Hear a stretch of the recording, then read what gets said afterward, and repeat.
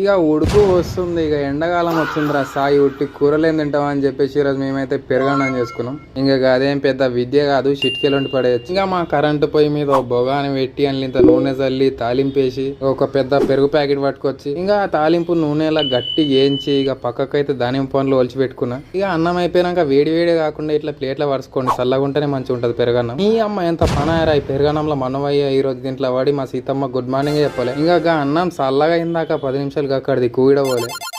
ఇక అన్నం అంతా చల్ల అయిపోయినాక ఆ ప్లేట్లు ఉన్న అన్నం మళ్ళీ ఒక బొగాన్లకైతే తీసుకున్నాం. ఇక పెరుగన్నం అయితే ఎట్లా చేస్తారో మనకు తెలియదు కానీ ఇక ఒక లేయర్ అన్నం ఒక లేయర్ పెరుగు ప్యాకెట్ అయితే బిర్యానీ లెక్క పిండి వాడేసిన. ఇక అదంతా అయిపోయినాక జరంతా కోమటోడేసి ఇక పక్కకి ఎట్టిన తాలింపు అయితే మంచిగా కలిపి పడేసిన. ఇక మనం ముందుగాలైతే పక్కకు కొలిచి పెట్టుకున్న దాని పళ్ళు అయితే మీదికెళ్ళి చల్లి పడేసిన. అదంతా అయిపోయినాక అది జరంతా నోట్లో పెట్టుకుంటే ఎట్లుందో చెప్పలేకపోయినా అంత బాగుంది. ఇక ఈ ఎండాకాలం ఈ ఆఫీస్ కట్టుకపోయినా చల్లగా ఉంటది కడుపు.